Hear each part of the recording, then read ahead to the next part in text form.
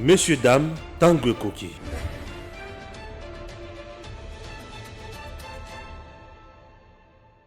Docteur, bonsoir. Bonsoir, merci de me recevoir chez vous. Voilà, merci d'avoir répondu à notre invitation. Comme je l'ai signifié tantôt, vous avez postulé aux élections de 2018. Les élections de 2023, ça pointe à l'horizon. Vous allez postuler encore? Vous croyez à la tenue de ces élections? Ça ne sent pas les glissements? Répondez par cet tas de questions comme go de cette émission. En tout cas, moi je suis un croyant. Croyant, ça veut dire, je crois dans les institutions de la République. Il y a des institutions qui sont chargées de l'organisation des élections. Je fais confiance à ces institutions jusqu'à preuve du contraire. Pour l'instant, la CENI nous dit que les élections vont avoir lieu en 2023 et je crois à cela. Et je demande à ceux qui ont la capacité et le pouvoir de donner à la CENI les moyens qu'il faut pour l'organisation des élections réussies, de le faire et de le faire à temps. Donc, ça, c'est du côté de l'organisation des élections et du calendrier électoral. Maintenant, est-ce que je serai candidat à ces élections au niveau de la présidence de la République ou pas? Je pense qu'il est trop tôt de se prononcer. Pourquoi? Parce que, en tant que républicain et démocrate, je pense qu'il y a un mandat qui a été confié à un président de la République qui est en poste actuellement. Comme là, vous allez parler comme un homme bien organisé. On sait qu'il n'y aura pas modification des élections, c'est en 2023. Docteur Noé Tchani, c'est un économiste international, un homme des principes qui a déjà un projet. Vous allez postuler en 2023? C'est une très bonne question. Et je répondais à cette question en disant, laissons le président actuellement en poste terminer son mandat. On aura l'occasion de faire son bilan.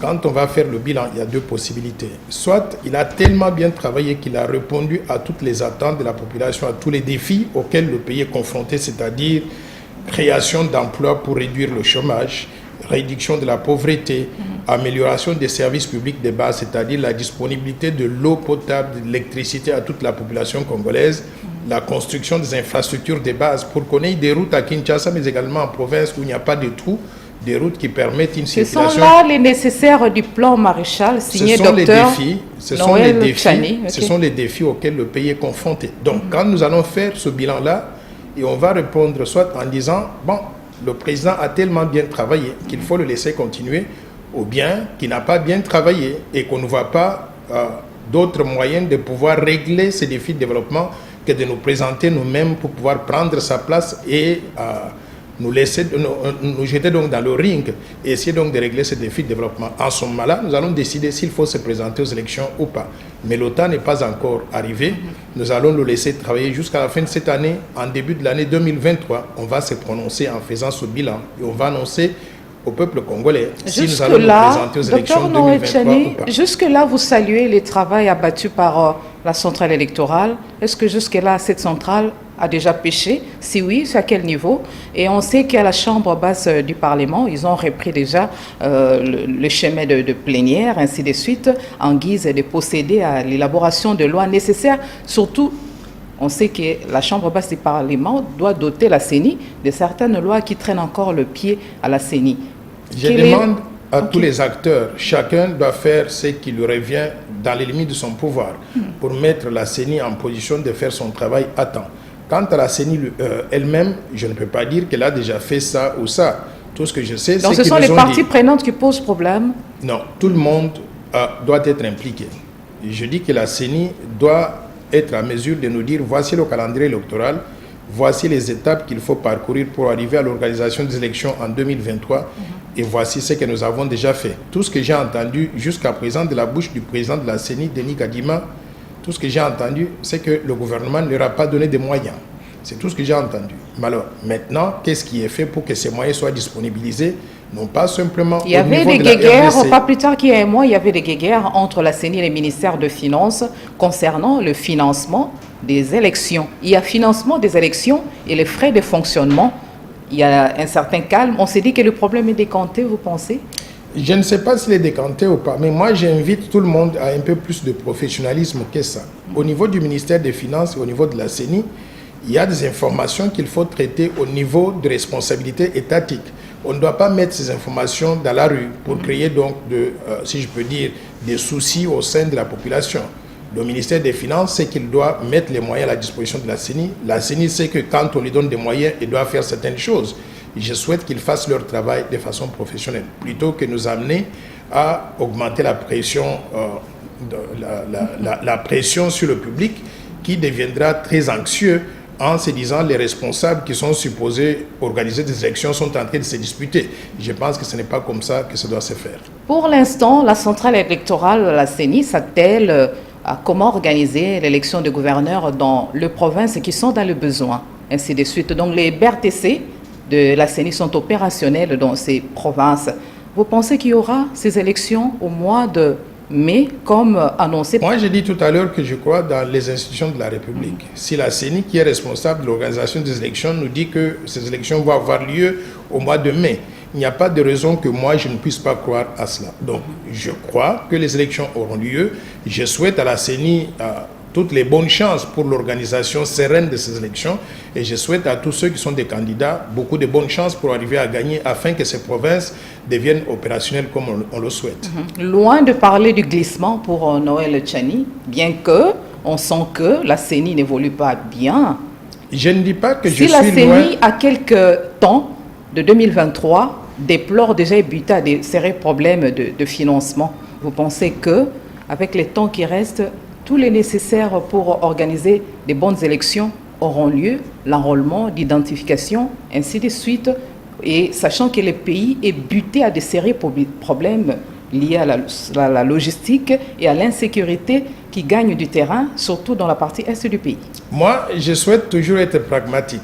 Et je sais que quand on a un calendrier à respecter, il faut dire à la CENI, nous ne voulons pas avoir des explications. Débrouillez-vous pour que les élections aient lieu en 2023 dans les délais constitutionnels. Maintenant, pour faire ces élections-là, il leur faut des moyens. Je demande à ceux qui doivent disponibiliser des moyens de remettre à la CENI tous les moyens qu'il faut.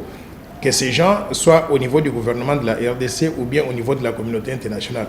Maintenant, est-ce que je crois que ça aura lieu, ça n'aura pas lieu? Je crois que ce sont des spéculations à ce stade ici. Je souhaite faire confiance à la CENI. Si elle n'organise pas des élections, je voudrais simplement au niveau, par exemple, de notre Assemblée nationale, que les choses soient très claires. Pourquoi? Parce qu'on a habitué les gens, les dirigeants du pays, à ne pas faire les choses qu'ils sont supposés faire. Et quand on arrive à la fin, on nous parle de glissement. Je souhaite d'ailleurs que les dirigeants du pays, au niveau du Parlement, adoptent une loi, ou bien quand on va reviser la loi électorale. Il y aura d'ailleurs une révision constitutionnelle qui sera en cours bientôt. Au moment de révision de ces deux textes-là, il sera important d'inscrire dans les lois congolaises que si les élections ne sont pas organisées à temps, le jour J, tous ceux qui étaient responsables de donner à la CENI des moyens, qui sont donc des dirigeants du pays, ne peuvent pas rester un jour de plus. Il ne faut même pas penser au dialogue.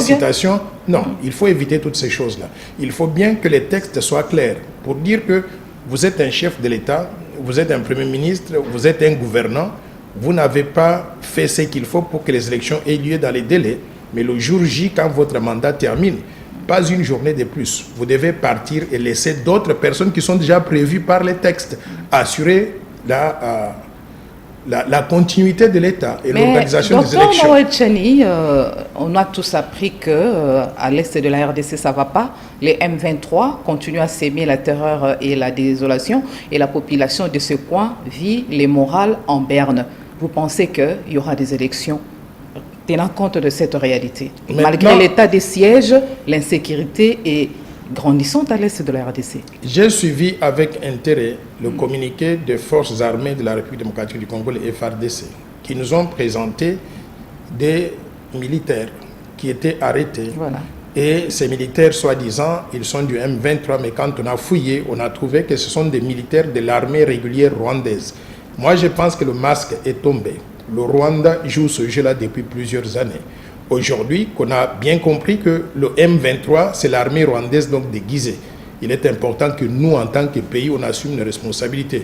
J'invite les forces armées de la République démocratique du Congo, les FARDC, à assumer leurs responsabilités. Il faut toujours continuer à sauvegarder les bonnes relations diplomatiques avec le Rwanda, pays agresseur de la RDC. Si vous pouvez me laisser terminer mon idée. Je vous en prie. Si vous pouvez me laisser. Donc, ce que je voudrais dire par là, c'est quoi? C'est que pendant très longtemps, le Rwanda joue avec les esprits des Congolais.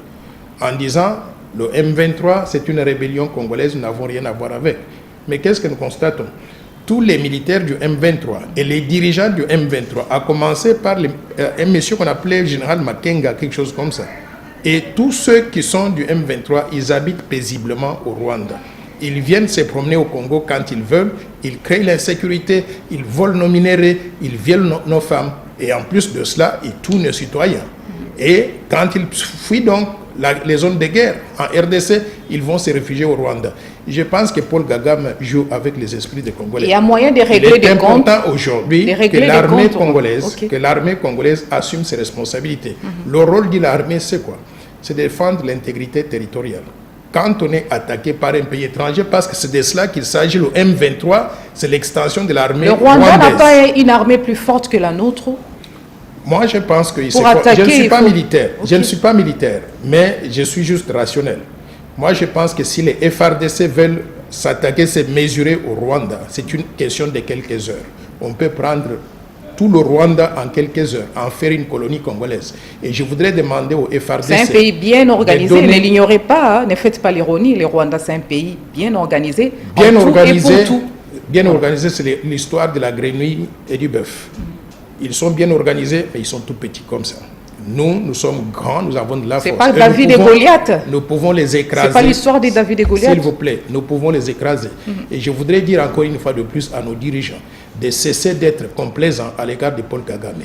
Il a démontré que ce n'est pas quelqu'un en qui on peut avoir confiance. Il a démontré que c'est lui l'ennemi numéro 1 du peuple congolais. Il a démontré que la croissance économique qu'on applaudit au niveau du Rwanda, elle est alimentée par quoi? Par le pillage des ressources naturelles de la RDC. Il est temps que l'armée congolaise se mesure à l'obstacle, c'est-à-dire fasse la guerre au Rwanda pour qu'on puisse voir finalement qui est qui. L'état d'urgence a échoué selon vous? Je ne crois pas que l'état d'urgence ait échoué. L'état d'urgence donc est en train de réaliser quelques progrès. Et déjà, l'un des progrès réalisés, c'est le fait d'avoir attrapé ces militaires rwandais. L'état des sièges, excusez-moi, je parlais de l'état des sièges. Oui.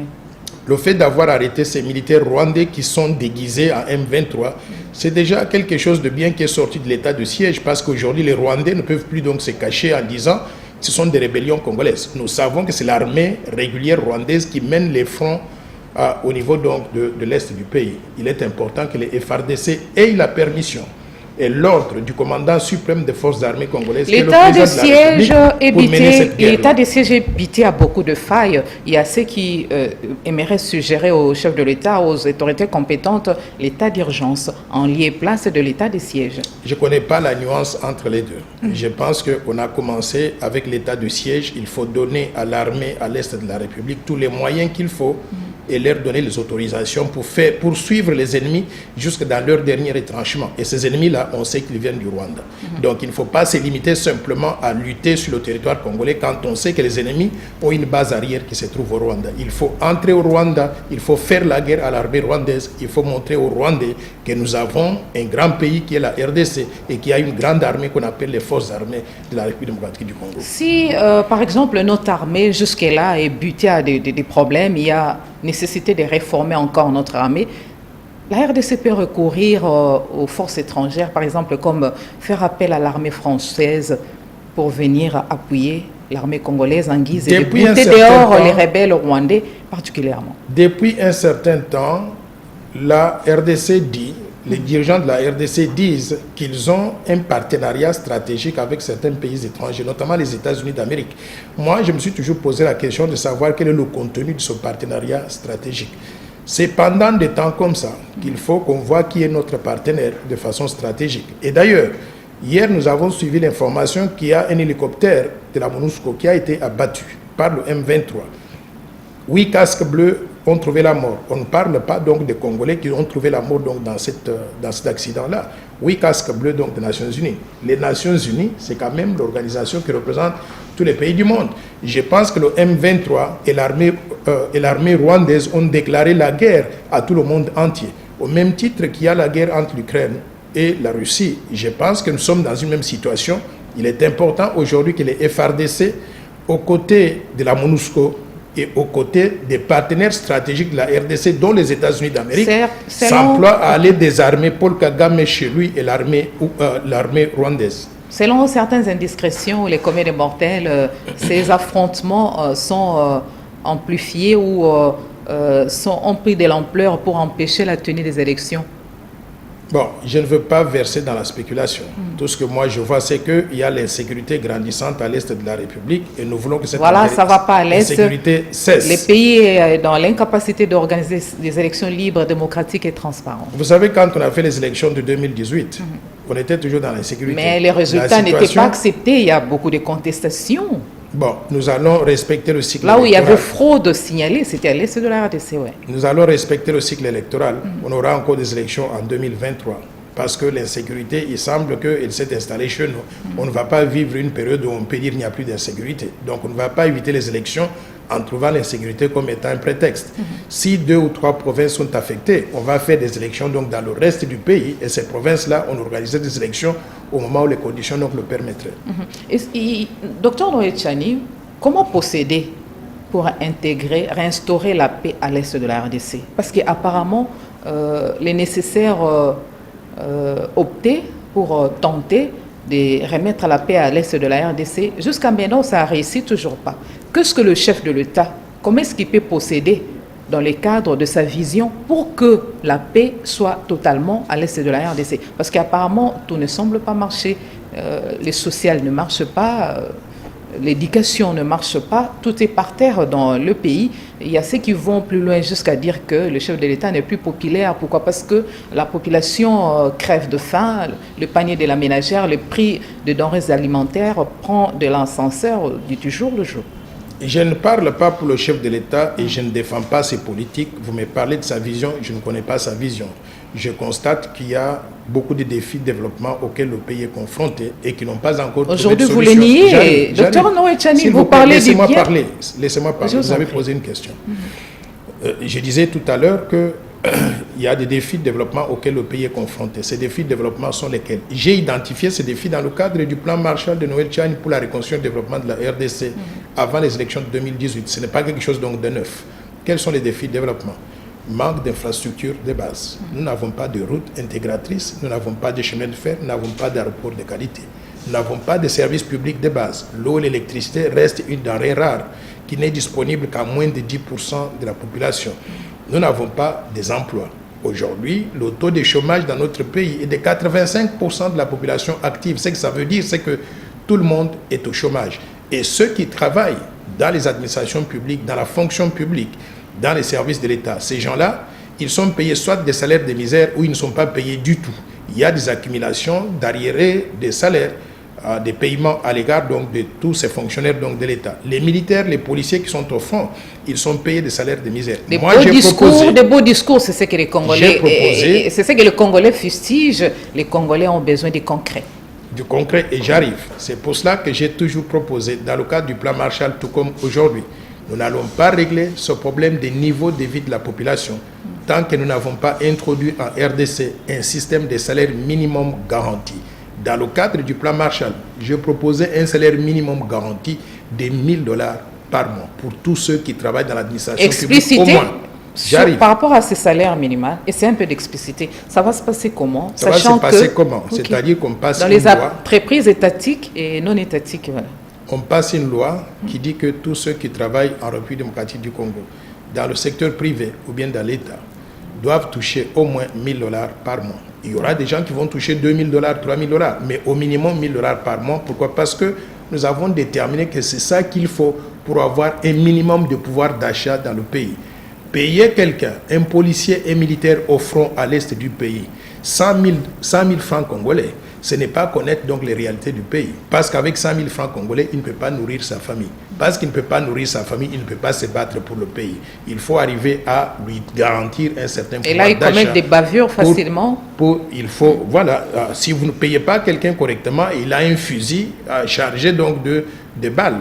Quand il voit donc des civils, il est tenté d'utiliser son fusil, pas pour défendre le pays, maintenir la paix et la sécurité, mais il devient lui-même l'agent de sécurité. Qu'est-ce que nous produisons? Qu'est-ce que les pays produisent de concret pour que chaque Congolais puisse toucher par exemple $1000 le mois, sachant que l'économie aussi est au rabais? Qu'est-ce que le pays produit? C'est que nous devons organiser la production. Nous avons des matières premières. Nous devons avoir une vision de développement, une stratégie de développement. Dans le cadre du plan Marshall, J'ai proposé la transformation locale de nos minerais et de nos matières premières pour ajouter de la valeur localement. Ça ne fait pas du sens aujourd'hui, 60 ans après l'indépendance, qu'on continue à exploiter ces ressources naturelles et à les vendre à l'étranger, à l'état brut. Il n'y a pas d'ajout de valeur. Ça ne fait pas du sens, par exemple, de produire le coltan et l'or et d'aller les raffiner au Rwanda. J'étais sidéré, choqué, stomaqué d'apprendre que le gouvernement actuel est allé signer des accords avec le Rwanda pour que l'or congolais et le coltan congolais soient raffinés au Rwanda. Dieu de mes ancêtres. Et si les Rwandais sont en mesure de le faire, parce que la guerre de l'Est s'est imposée injustement par les rebelles, ce n'est pas par le gouvernement rwandais, non? Je ne travaille pas pour les Rwandais. Okay. Si je suis élu président de la République démocratique du Congo, je travaillerai 100% pour le peuple congolais. Et je ferai ce qui est nécessaire pour aider le peuple congolais à avoir un niveau de vie acceptable. Pour bien attaquer son ennemi, il faut qu'il soit proche de vous, n'est-ce pas?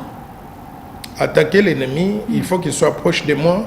Mais vous avez bien remarqué que le président de la République est allé jusqu'à être trop proche du président Kagame en le tenant à la main et en disant c'est son frère. Ça n'a pas empêché à Kagame... C'est pas stratégique? Laissez-moi parler. Ça n'a pas empêché au président Kagame d'infiltrer des militaires rwandais dans le M23 pour continuer à créer l'insécurité à l'est du pays. Donc cette stratégie-là, ça ne joue pas. Avec le Rwanda, je pense aujourd'hui nous sommes arrivés à un point où il faut que les Rwandais sachent que s'ils touchent à un petit morceau donc, du Congo, il y aura une réplique. Et cela ne peut se faire que de façon militaire. Je demande au FRDC d'être prêt. Si ce n'est pas fait sous le régime de Félix Tshisekedi, si moi je suis président de la République ou quand je serai président de la République, nous allons entrer à Kigali et on va tout détruire. Et en ce moment-là, les Rwandais vont apprendre une leçon à respecter les Congolais. Si je vous comprends bien, Dr Noël Tchani, c'est comme si au début du mandat du chef de l'État, vous les soutenez, vous étiez avec lui des pleins pieds, mais aujourd'hui, vous entendre parler, c'est comme si vous l'avez tourné complètement de dos. Vous devez suivre le discours que j'ai fait, c'était le discours des concessions. Quand j'ai accepté la défaite et j'ai félicité le président, je lui souhaitais bonne chance. J'avais dit dans ce discours-là, nous allons observer comment le président fonctionne. S'il fonctionne dans le sens de ce que nous voulons, mettre tout le monde ensemble, travailler ensemble pour régler les problèmes du pays, nous allons continuer à l'appuyer. Nous avons constaté que depuis ce temps-là jusqu'à aujourd'hui, il y a beaucoup de choses qui ne marchent pas. Le chef de l'État est très mal entouré. Et quand on voit la performance dans beaucoup de domaines, ce n'est pas à quoi le peuple congolais s'attendait. Nous devons être naïfs de continuer à soutenir donc de n'importe quoi. Et à ce stade ici, je pense que nous devons réévaluer ce soutien-là pour pouvoir dire au chef de l'État, vous êtes sur la mauvaise voie, voici donc la voie à suivre. S'il nous écoute, tant mieux. S'il ne nous écoute pas, il y a un bilan qui sera dressé d'ici 2023 et en ce moment-là, le peuple congolais va être pris à témoin. On va demander encore à ce peuple-là de pouvoir lui renouveler le mandat ou de lui retirer la confiance. Pourquoi? Parce qu'on ne peut pas laisser le pays aller à la dérive. La manière dont le chef de l'État avait s'est retrouvé au pouvoir, avec, vous connaissez les couacs des accords FCC Cash, ainsi de suite, vous pensez qu'il allait relever les défis facilement, remonter la pente, que les Congolais puissent vivre normalement, ainsi de suite, vous trouvez? Est-ce qu'il ne fallait pas d'abord, c'est pas facile quand même pour ces pays à la dimension d'un continent où tout était par terre et s'en sortir facilement? On sait qu'il y a toujours de ceux qui ne veulent pas que les pays aillent de l'avant. Il y a des couacs, il y a des pièges par-ci par-là. Je voudrais que vous sachiez que l'homme devant vous est très constant dans ses prises de position. Je ne suis pas un washi-washi qui change comme les politiciens congolais. J'invite tout le monde à aller sur Internet, sur Google. Mettez Noël Tchani félicite Félix Tshisekedi. Vous allez voir un discours que j'ai prononcé au moment où le chef de l'État venait d'être élu. Je lui avais dit ceci. On vous donne le bénéfice du doute. Faites ce qui est nécessaire pour que le peuple congolais retrouve son salut dans l'exploitation judicieuse des ressources naturelles. Okay. Si vous amenez la bonne gouvernance, l'état de droit, vous luttez contre la corruption et le détournement des fonds publics et vous faites en sorte qu'il n'y ait pas de dépassement budgétaire, que les ressources publiques soient utilisées efficacement pour répondre aux besoins de développement du pays. Moi, Noël Tchani, je vous soutiens et je vous soutiendrai toujours. Mais si vous ne faites pas cela, nous allons réévaluer notre soutien à votre égard. C'est ce que nous sommes en train de faire aujourd'hui. On réévalue notre soutien à l'égard du chef de l'État et de son régime pour déterminer s'il mérite ce soutien-là ou pas. Tout à l'heure, là, vous venez de brosser les tableaux très sombres du pays. C'est votre opinion. Vous êtes un Congolais. Chaque Congolais est libre de donner son opinion. Mais dans vos propos, on sent un tout petit peu d'acharnement. On se dit, c'est pas parce que Noël Tchani ne s'est pas retrouvé dans l'équipe gouvernementale, parce qu'au début du chef de l'État, des rumeurs couraient de partout. Noël Tchani, gouverneur de la Banque centrale, Noël Tchani, Premier ministre, ainsi de suite. Et enfin, c'est une déception? Non, il ne faut pas voir des choses comme ça. Okay. Il ne faut pas voir toujours des choses en termes de ce que nous pouvons gagner. Je voudrais tirer un adage du président Kennedy aux États-Unis, qui disait qu'il ne faut pas toujours se demander ce que le pays peut faire pour nous donner des postes, nous donner des salaires, nous donner de l'argent gratuitement, nous amener, nous promener à travers le monde. Ce n'est pas ça que moi je cherche. Nous devons nous poser la question, qu'est-ce que nous pouvons faire pour que le pays devienne mieux? Et aujourd'hui, quand je me pose la question, est-ce que le pays fonctionne mieux en 2022 que ce qu'il était par exemple en 2018? Et je me dis que nous n'avons pas fait beaucoup de progrès. Il y a des problèmes avec la gouvernance du pays. La gouvernance du pays, l'état de droit que nous avons tous chanté, que nous avons tous souhaité qu'il se mette en place, on a réalisé quoi? On met les mains sur des détourneurs de fonds publics, des prédateurs de ressources naturelles. Ils font quelques mois à l'hôpital, ils commencent à crier pas à l'hôpital, en prison. Ils commencent à crier en prison en disant qu'ils ont mal aux pieds, ils ont mal aux genoux, ils ont mal à la tête. On les sort de là, on leur donne de l'argent, des jets privés pour les amener à l'extérieur. Et une fois qu'ils partent à l'extérieur, c'est terminé. C'est que ça veut dire, le message qu'on donne à la population, c'est quoi? Vous pouvez détourner des fonds publics, vous pouvez faire la prédation des ressources naturelles. Mais vous allez compléter, rien ne va vous arriver. Docteur, vous allez compléter, mais il y a quand même beaucoup de problèmes diplomatiques qui ont été résolus. Notre pays, quand même, a une bonne cotation. C'est que le chef de l'État a été numéro 1 à la tête de l'Union africaine. Ce sont quand même des efforts, ne fût-ce que ça à saluer. On voit du côté infrastructure, nous avons quand même des routes qui ont été réhabilitées dans les provinces et pourquoi pas certains coins de la capitale Kinshasa, ainsi de suite. Il y a des efforts qui sont visibles à saluer, n'est-ce pas? Les étudiants congolais ont été dotés de bus Pimpa neufs pour faciliter leur déplacement dans le milieu estudiantin. Reconnaissez quand même les efforts au lieu de refuser catégoriquement. Vous êtes pessimiste? Non. Bon, c'est votre droit de voir les choses comme vous les voyez. Mais je voudrais juste prendre un ou deux exemples tirés de ce que vous venez de dire pour vous dire la divergence que j'ai avec l'équipe au pouvoir. Par exemple, les étudiants congolais ont été dotés des bus Pimpa neufs, Academia. On a lancé cette compagnie-là il y a 2 mois ou 3 mois. Il y a eu une grande inauguration qui a coûté beaucoup d'argent. D'ailleurs, rien que pour présenter les bus aux gens, il fallait avoir tout le pays à mobiliser pour ça. Mais une fois qu'on a fait cela, ces bus ne sont pas sur la route. Vous avez vu les bus Academia circuler sur la route. Ils ne circulent pas. Et je vais vous dire que c'était mort-né. Je vais vous expliquer pourquoi c'est une mauvaise décision. Ils n'attendent pas la réhabilitation de routes parce que les routes ne sont pas praticables. Laissez-moi finir. Je vais vous dire que c'était mort-né. Pourquoi? On crée une compagnie pour transporter les bus gratuitement, les amener du domicile de leurs parents jusqu'à l'université. Ces étudiants ne vont pas payer. Ces bus vont fonctionner comment? Pour acheter le carburant, pour leur entretien, pour tous les besoins de paiement de personnel et consorts, pour le renouvellement même du stock des bus. Quand les bus deviennent vétustes, il va falloir donc renouveler le stock. Pour tout cela, il faut qu'il y ait des allocations budgétaires, l'argent qui vient des poches de l'État. L'État qui est déjà en difficulté pour avoir un budget. Je peux vous assurer que ces bus ne vont pas fonctionner. Pas lié, les problèmes ne sont pas liés au dispatching. Laissez-moi finir mon raisonnement. Dans les établissements universitaires de la capitale. Laissez-moi finir mon raisonnement. Je vous en prie. Je pense que déjà dès le départ, c'est une mauvaise conception de la chose publique, de prendre de l'argent de l'État, d'acheter des bus à donner aux gens gratuitement. Ça ne marche pas comme ça ailleurs. Voici ce que moi j'aurais fait si j'étais président de la République ou Premier ministre. Ce que j'aurais fait, c'est regarder que nous avons une compagnie de transport qu'on appelle Transco, qui n'a pas suffisamment de bus pour transporter tout le monde dans la ville de Kinshasa.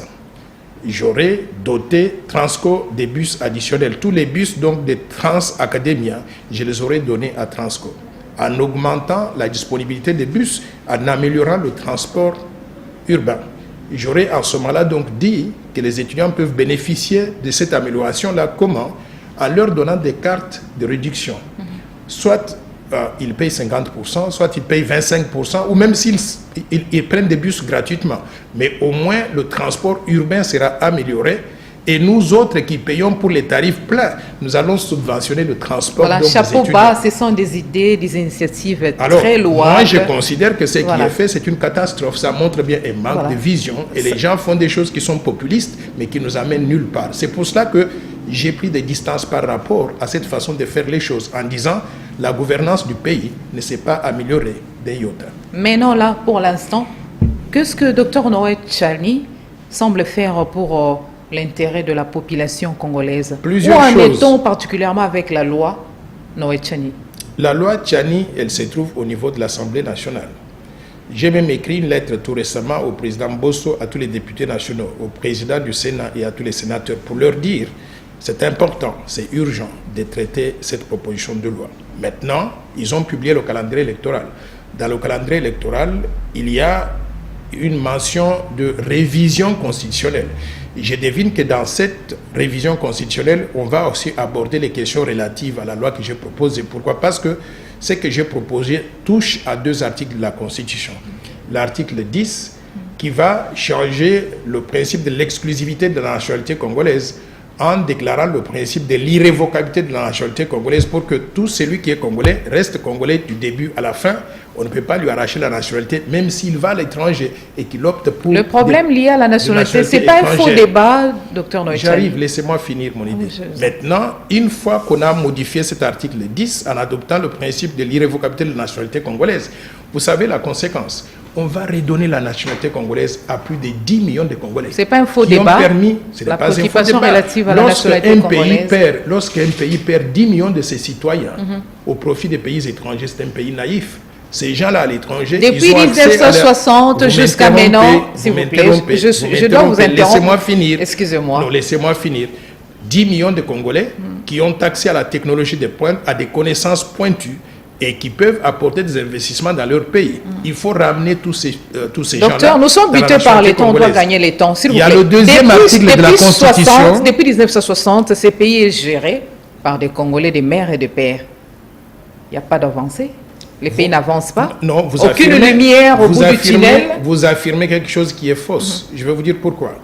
Depuis 1960, le pays est géré par tous les Congolais, des pères et des mères. Aucune lumière au bout du tunnel. J'arrive. Des pères et des mères, des pères ou des mères, ou des Congolais, des étrangers qu'on a cooptés Congolais. Il y a eu les Kengo Adondo, les Moïse Katumbi, tous ces gens là-bas, ils ont géré le pays. Et nous avons les mauvais résultats que nous avons aujourd'hui. Mais Katumbi est très aimé et très aimé. Je ne vais pas entrer dans ce débat-là, mais je dis simplement que nous devons maintenant purifier la gouvernance du pays. La purifier comment? Ces efforts sont salués par d'aucuns. Si vous pouvez me laisser parler. Je vous en prie.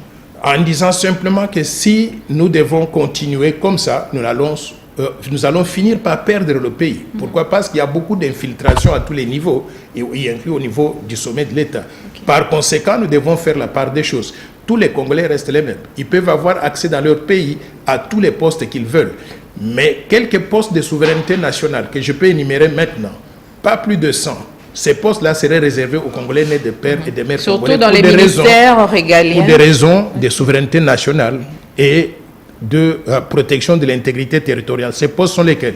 Président de la République, président du Sénat, président de l'Assemblée nationale, gouverneur de la Banque centrale du Congo, le directeur général de l'Agence des migrations, donc la DGM, l'administrateur de l'ANR, le Premier ministre et les ministres régaliens, c'est-à-dire Finances, Justice, Défense, Intérieur, Affaires étrangères, les hauts magistrats de la République, le haut commandement militaire, le haut commandement du commissariat général de la police, les gouverneurs des provinces. Tous ces postes-là seraient verrouillés, y inclut les époux et les épouses de ces gens-là.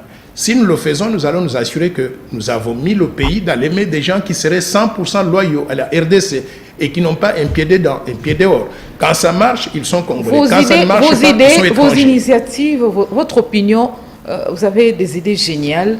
Qu'est-ce qui fait que le chef de l'État fait la sourde oreille? Je ne fais pas ce que j'ai fait pour que le chef de l'État puisse me regarder. Bien au contraire, vous êtes en train de faire une mauvaise lecture. Je vais vous dire une chose, ce que je fais là, le peuple congolais dehors suit très bien ça. Vous savez, dehors, quand je sors d'ici, essayez de regarder seulement devant votre bureau ici. Tout le monde crie de père et de mère quand on me voit. je suis devenu très La populaire. diaspora va voter cette fois-ci? J'espère que la diaspora devra voter. C'est pour ça que je propose ces modifications-là. Si on modifie et qu'on déclare le principe de l'irrévocabilité de la nationalité congolaise, la diaspora congolaise devient éligible pour voter et elle va participer aux efforts de développement du pays. Voilà, c'était un plaisir énorme pour nous d'échanger avec l'économiste Dr Noël Tchani. Mais docteur, la RDC a été largement écrasée par l'équipe marocaine. Ça vous inspire quoi cette défaite? Oui, d'abord, je voudrais saluer nos léopards. Ils se sont débattus comme ils pouvaient pour défendre les couleurs de la République. Chapeau bas. C'était les matchs retour, hein? Oui, c'était le match retour. Je maîtrise un tout petit peu Et je le voudrais sport. saluer la mémoire de cette compatriote de 46-47 ans qui est morte en regardant le match des léopards. Il n'a pas supporté que les léopards puissent perdre. Je salue sa mémoire, je salue sa famille, que son âme repose en paix. Maintenant, nous devons apprendre une leçon de ce genre-là, de ce jeu-là. La leçon, c'est quoi? Nous avions un entraîneur exceptionnellement bon, de père et de mère, Ibenge, Florent Ibenge, qu'on aurait dû préserver, à qui on devait payer un salaire décent pour qu'il continue à entraîner les léopards. Malheureusement, Ibenge a été négligé, il est parti ailleurs. On a fait venir quelqu'un qui ne parle ni français, ni lingala, ni l'anglais. Et quand il doit communiquer avec les joueurs, il doit communiquer dans sa langue qui est l'espagnol. Et Voilà. on doit avoir un traducteur. Voilà. Je pense que c'est une erreur. Il faudrait qu'on ait une Le vision dans ce football, secteur-là. c'est les sports rois. On ne pouvait pas clore cette émission sans pour autant parler de la défaite de la RDC en match retour. Nous sommes à la fin. En guise de message particulier, Dr Noël Tchani, en Ukraine, ça ne va toujours pas. Il y a toujours, vous ne craignez pas une seconde où qu'on soit victime aussi, le monde soit victime à une guerre mondiale, parce que là, ça ne va pas. Je veux que vous parlez de ça, vous donnez les messages particuliers par rapport à la situation de notre pays, et pourquoi pas parler aussi de la politique internationale. Oui, je voudrais parler Vous de avez cela. 2 minutes pour ça, parce que nous sommes à la fin. Voilà, je voudrais dire l'Ukraine, il faut gérer ça avec beaucoup de prudence, au même titre que nous devons gérer aussi les révoltes à l'est du pays, parce que ça nous touche directement. Mais pour tous ceux qui aiment nos idées, qui veulent que nous puissions continuer à faire ce que nous faisons pour défendre la souveraineté nationale d'intégrité du territoire, je demande votre soutien. J'ai 2 comptes que j'ai ouverts et je demande que ceux qui veulent participer à ces efforts-là puissent contribuer. Un compte M-Pesa 082 00 00 988 et aussi un compte Orange Money qui est 085 210 22 22. Vous voulez nous aider à continuer à faire ce que nous faisons, à faire le tour de la République, à mobiliser la population à ces enjeux-là que nous considérons importants pour notre pays. Voilà. S'il vous plaît, participez à cet effort-là. Je vous remercie. C'était Messieurs, dames, Tanguy Koki.